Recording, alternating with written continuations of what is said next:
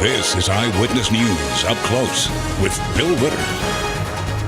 She was one of the first Democrats in our area to call for President Biden to end his re-election campaign. This morning, Congresswoman Mikey Sherrill of New Jersey talking about how Democrats have been energized since he dropped out and her party has so quickly ended up uniting behind Vice President Kamala Harris. We talked to Congresswoman Sherrill about the presidential race, the nastiness that is consuming a big part of it, and the major issues in the upcoming November election. Also this morning, another election making news. This one, a year from November. New York City Comptroller Brad Lander has announced he's running for New York mayor. Lander, a progressive who's challenging incumbent Mayor Eric Adams for the Democratic nomination. Good morning, everyone. Welcome to Up Close. I'm Bill Ritter. The race for president now with 93 days left. We're going to dig deeper in just a moment. But first, digging deeper into the race for New York mayor, which is, if my numbers are right, more than 450 days away. Why is it happening so early? And why is an incumbent Democrat, Mayor Eric Adams, getting so many Democrats to run against him? Joining us this morning, New York City Comptroller Brad Lander, who is now officially running for mayor. So I guess you say congratulations when that happens? Or, yeah, condolences. Yeah, whatever, whatever you want. I'm excited to get out there. So why do you want to be mayor? I love this city. I love its neighborhoods. I love its hardworking people. I love its young people. And I really believe in their future. But that future demands better leadership. Mayor Adams promised to get stuff done, but he's not getting the stuff done that matters to New York's working families. You like being comptroller? I love the job of comptroller because it's about making the city government run better every day, protecting the retirement security of teachers and cops and firefighters, getting every penny out of the city budget. But I really think this is a moment when we need better leadership at City Hall on the key issues people are feeling: safety in their neighborhoods, affordability of rent and housing and childcare. Basic quality of life across all our neighborhoods. People want a better run city government, and they deserve it too.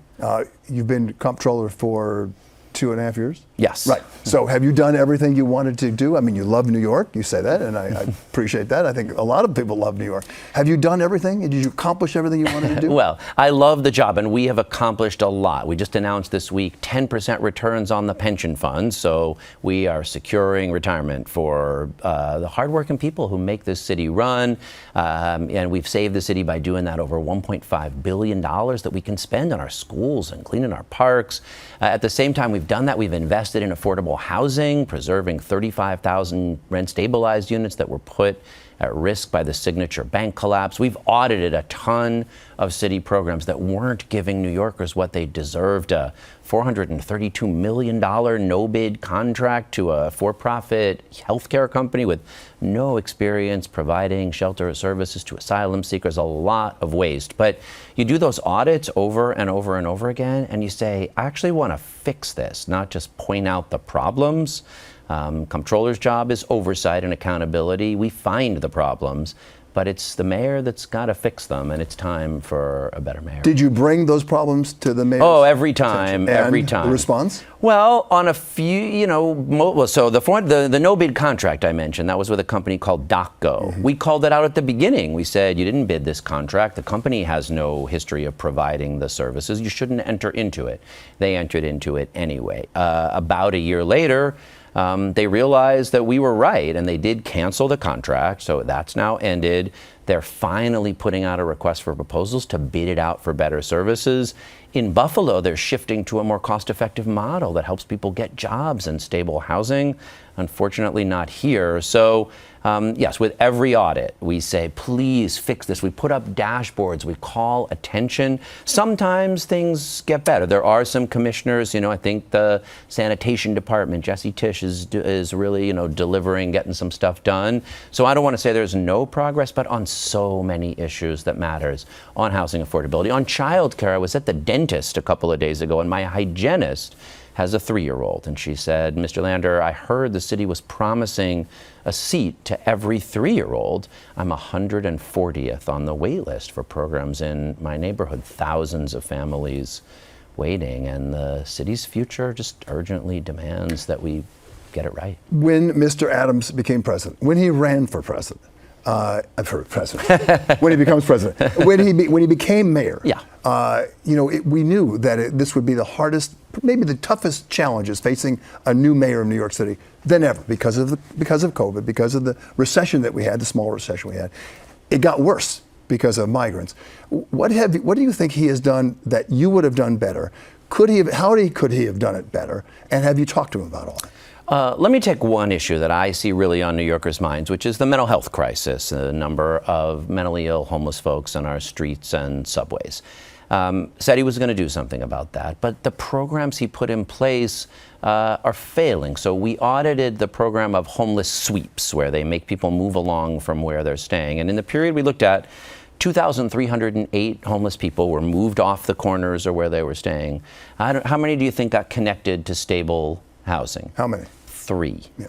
So we spent millions of dollars on an ineffective program that just swept people from subway to street corner to jail to hospital and right back again. How would you have done it differently? So in that case, what you need is a continuum of care that takes the service dollars. But so, for example, we found that the Department of Correction didn't even tell people's caseworkers when they were coming out of jail back to the street, because there wasn't leadership from City Hall to demand coordination, and that they aren't using the housing vouchers they have to focus on the most at-risk people, combine the housing vouchers with the service dollars so you could get someone into stable housing, and then they're not on the subway where they might be a danger to themselves and others. And yes, we not only did the audit of the homeless sweeps program and of the intensive mobile treatment program, we did research on a housing first program. We found something the city was doing, that the mayor was doing, a little tiny pilot program for 50 people. And we said, this is working, grow it. But they just have chosen to keep going with what's failing. There was a time, I would say a year ago, when the mayor said, almost a year ago, 9 months ago, said, we're going to have to cut back and stuff. And all of a sudden, we don't have to cut back. And all of a sudden, the economy was doing better than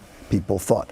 That money goes through you for analysis as well. How is the city doing? And if it's doing so much better financially, what do you have against the mayor's position on that? But this was a good example. This was solving a problem he needlessly created. I mean, we knew at the time, and the city council knew at the time, there was not a need to cut the libraries, to cut funding to the parks, to cut funding to culturals. And honestly, he knew it too. It's the budget dance. You make a cut, so then at budget time, you restore the cut, and then you go around and celebrate. But what he's celebrating is fixing a problem that he needlessly caused. The city does have long-term budget challenges, and I've laid out a plan for a better fiscal framework, make sure we have enough in the rainy day fund.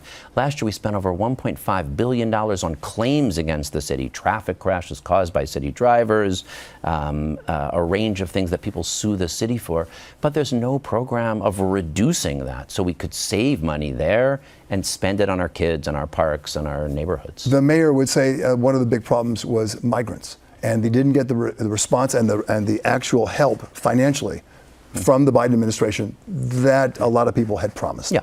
How would you have done it differently? Well, one, he's right about that. We need more money. That was a big cut out of everything, right? It was very expensive. We're spending annually about $3 billion out of a $110 billion budget on shelter and services for asylum seekers that we hadn't planned for, and we wound up, revenues went up well above plan, which was great. But yes, we had to spend a big chunk of that money on asylum seekers. Washington should provide New York City the money that we need to house people while their cases are being processed. But better management would go a long way if we were bidding the contracts instead of not, and focusing on helping people get work authorizations and helping them get jobs so they could move out of shelter, instead of kicking them out of shelter so fast their paperwork is getting lost and it takes longer to get them to work. We got 2 minutes left. I want to get in a couple things here about all this stuff. First of all, last time a comptroller became mayor of New York City, Abe Beame, 1970. And no one writes songs about Abe Beame's mayoralty. No,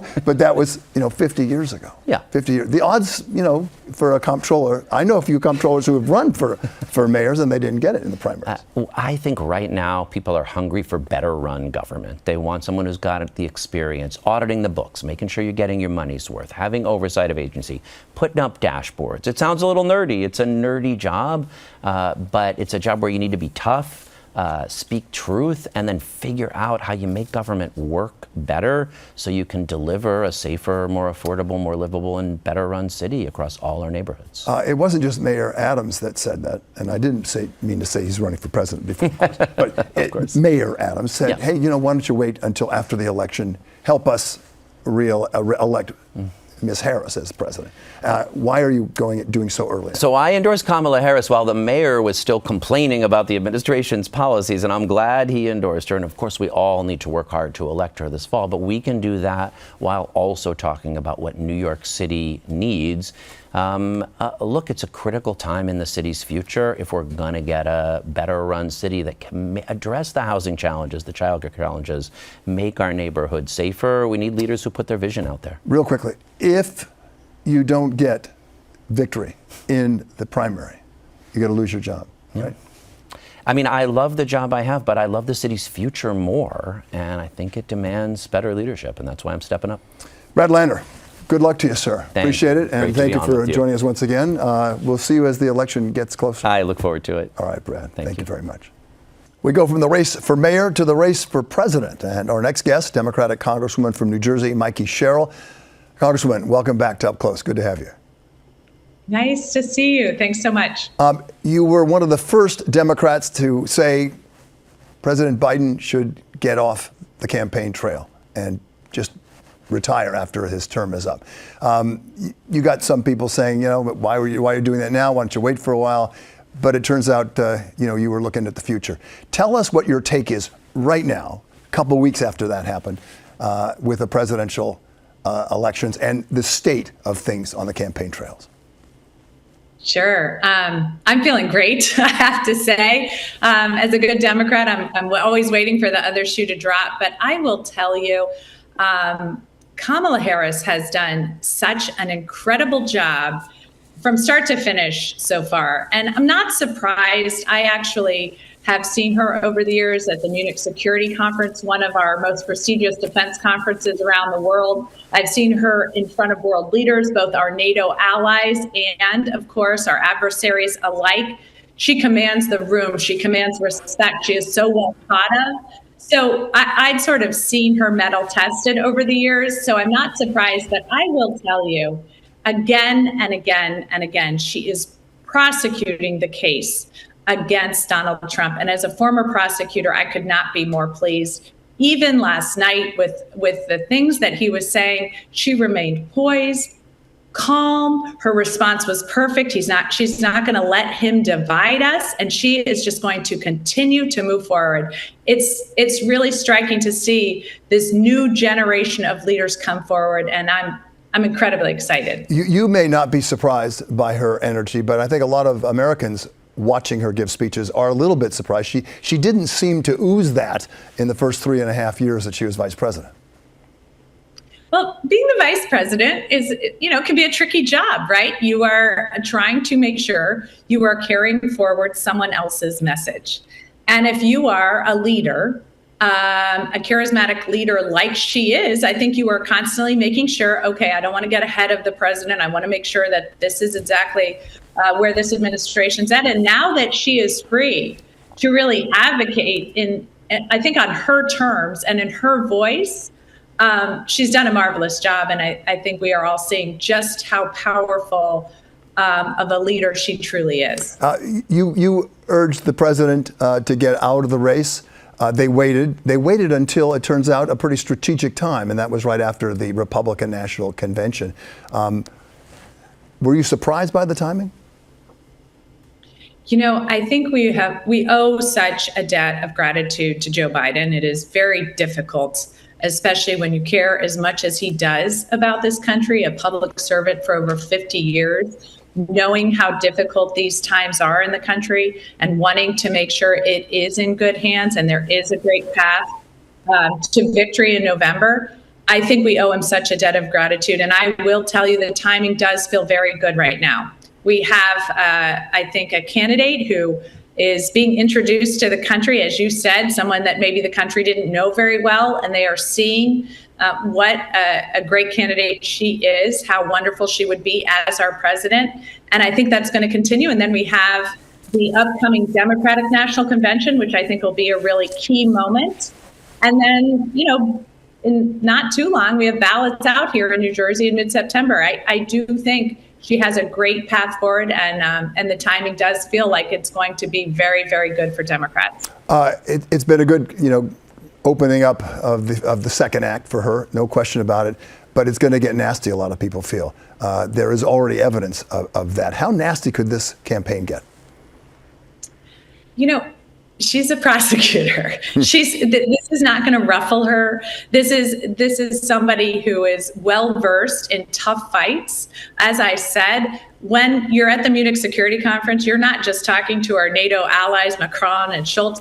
You are also talking to, people like Putin and Xi. I mean, she has been somebody who has been unruffled, able to accept and address really tough situations. Even the situation now where we know at that same security conference in Munich, he was working with our allies to get this prisoner release done in Russia right now. She's continued that diplomacy. She sticks with it. She has maintained the course and seen these great results today. So this is somebody who can run a tough campaign and get into a tough fight and win. You mentioned foreign policy. Let me get your response as a congresswoman about what happened on Friday and the results of 16 prisoners let go in a swap with Russia, and especially 2 Americans who were there for quite a while. Well, I was a Russian policy officer when I was in the military, and have been dealing in various ways with Russia, with Putin's government for many, many, many years. And the diplomacy that this took, the work with our allies, the ability to push our allies to come together with us, to push on Vladimir Putin, to get this release, to get this deal done, is really complicated. It takes tough negotiating. It takes constant and consistent focus on the issue, not letting it go. And so when you hear that even the day that President Biden was deciding to step down as our nominee, he was still fighting for this issue. He was still making sure that this was going to happen. To me, it stands in such stark contrast of the Trump administration. Where you constantly saw work with our allies falling apart, where you constantly saw him berating our own allies and undermining them as he held up Xi and Vladimir Putin as his heroes. This is not something I think that could have been accomplished in that administration. And what does it say, if anything, about what the last 4 months or so of the Biden administration will be like? That they're just going to, not to use the cliche, but they're going to run through the tape. They are not going to stop working for the American people. They are not going to stop delivering. As I said, he's been a public servant for over 50 years. Here is a man who's always fighting for us, unlike Trump, who's always fighting for himself. Quick question, as long as we have you here, because that's what we do, is ask questions as long as you're here. You're running for re-election, of course, in November, but there's a lot of talk about you running for governor of New Jersey as well. Are you interested, and why? Well, certainly I'm strongly considering it. Right now, I'm very focused on Congress. I'm very focused on flipping the House of Representatives, on making sure Kamala Harris gets across the finish line, which, as you can tell, I'm over the moon about. But I also think New Jersey has a great deal of possibility. We have so much opportunity in our state, and I'd love to see our state continue to flourish as we focus on our kids' opportunity and the that our state is known for. We got about 10 seconds left. If you are going to run, when would you announce? Like I said, right now I'm focused on November and that election, and any announcements would come after that. Touche. Congresswoman Mikey Sherrill, always good to have you, Congressman. Thank you for joining us. Thanks so much. And when we come back, our political team about the presidential race and what President Biden wants to accomplish during his last months in office. Welcome back to Up Close. Let's get right to our political team. ABC News political director Rick Klein, who's also ABC News bureau chief in Washington, and veteran political consultant Hank Scheinkoff. Gentlemen, thank you for joining us once again. Before we get into the political campaigns, let's get into something that is big political news and all sorts of other news, historic news really. The big prisoner swap, Russia freeing 16 prisoners in all, with 6 other countries, I think it was, including 2 prisoners from the U.S. What's the impact of all this right now in a political season? Rick, we'll start with you. Yeah, it's a big coup for President Biden and his Vice President Kamala Harris, because we've seen Donald Trump say, look, this is one of the things you get with Biden leadership versus Trump leadership. He had said that they'd be freed day one of his presidency. Biden's response, well, why didn't it happen when he actually was president? I think a lot of information is going to come out about what went into this. It was painstaking work over many, many months. It was a longstanding goal. It also tells me that President Biden doesn't appear likely to fade quietly into the night in the last 5 or so months of his presidency. This is a major, major diplomatic effort, a major White House effort, and it was happening at the same time that he was winding down his campaign for the White House. Yeah, interesting. And he wasn't campaigning also as well. So that's interesting. It was going on for some time. Hank, what's your take on all this? Because you look at especially what Mr. Trump had said about these prisoners. Well, importantly here, it's a way of Joe Biden saying, by the way, Trump, you're dead wrong about me, and you're dead wrong, more importantly, about Vice President Harris. They will take credit for it. It's in a way to make her appear stronger on the international side and on the defense side, a place where, frankly, the Trumpites are going to make her vulnerable. Yeah. Ricky, Mr. Trump did say, you're not going to ever get these prisoners back until I'm president, because I'm friends with Putin. Yeah, and you have to wonder what went into Putin's calculations too to do this deal now. He obviously could have held out for another 6 months and potentially a Trump presidency. And I think it's speculation at this point that, but it does have people at least thinking about the possibility that it has something to do with the domestic political climate. The fact that in the course of the last couple of weeks we saw Biden step aside and Harris step in, and polling suggests that she's got a much better shot than Biden would have.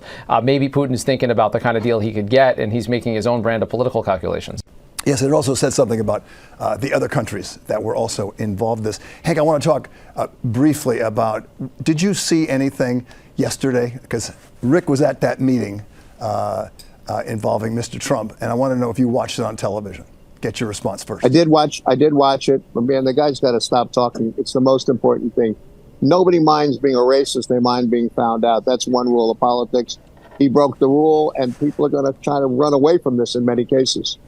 He was not speaking, I think, Rick, to people in the room. I think he was speaking to his people who are very loyal to him, and that's what the audience was. You were there. What was it like? Yeah, I was very proud of my colleague Rachel Scott for asking tough questions, appropriate questions, in my view, that elicit answers. That's what we do as journalists, and he can take it whatever direction he wants. I know, talking about the fallout, a lot of Republicans were wondering what exactly he was talking about Kamala Harris, changing races at one point. She's obviously biracial. That's a thing that happens a lot in this country and in all countries in 2024. Whether it was intentional or not, the Trump campaign is doubling down on it. They're making it kind of an argument that this shows that you can't trust Kamala Harris because she'd be a chameleon, but it was very sharp language that was received kind of with mixed reviews in the room. Again, though, I was just really proud of Rachel and the other journalists on the panel for getting some interesting and probing answers out of him. Hank, I couldn't help but remember the last night of the Republican convention and the acceptance speech by Mr. Trump saying, I do not want to be president for 50% of America. I want to be the president for 100% of America. This was not exactly 100%. That's the point. Part of what is driving the Harris argument is the generational shift, the sense that we're a different country where everyone has to fit, whether we like it or not. He violated that rule. Yes, he'll gain among his most severe and most intense supporters, but getting the other 4% he needs to win in the 54-46, 50-50 race is going to be now more difficult. All right, let's talk a little bit about the race and what we have going on. The Democrats are going to have their convention in a couple of weeks. Some of the honeymoon is going to be over at some point. It's going to be pretty vicious out there. What can we expect in terms of vitriol and getting each side to really talk about the issues? Rick, we'll start with you. I think everything has reset in this whole campaign. It's basically an even country, and the race itself is even. I don't expect that Harris and whoever she chooses in the next couple of days as a running mate are going to get much of a honeymoon. We'll be back in it. She'll obviously have her convention to define herself. They've got to reprint all those signs to put her name and the running mate's name on it in just a couple of weeks before they get to Chicago. But I think this has had the craziest July that anyone can imagine, between the assassination attempt, a convention, and picking up a running mate, and then the president's decision to step aside and Kamala Harris's ability to lock down the nomination. What an absolute whirlwind. And if you think about it in that context, we still have all of August, September, and October to go. So exactly. A lot of time left. Hank, you got the final word here. Violence in Chicago, chaos means Trump gets a bump. That honeymoon will be over for Harris, and the shine around her candidacy will be dimmed. Hank Scheinkoff, Rick Klein, gentlemen, as always, thank you for joining us on Up Close. Really appreciate it. Thank you. All right. Thank you, Bill. And we'll be right back. And that's going to do it for this edition of Up Close. Tiempo with Joe Torres is coming up next.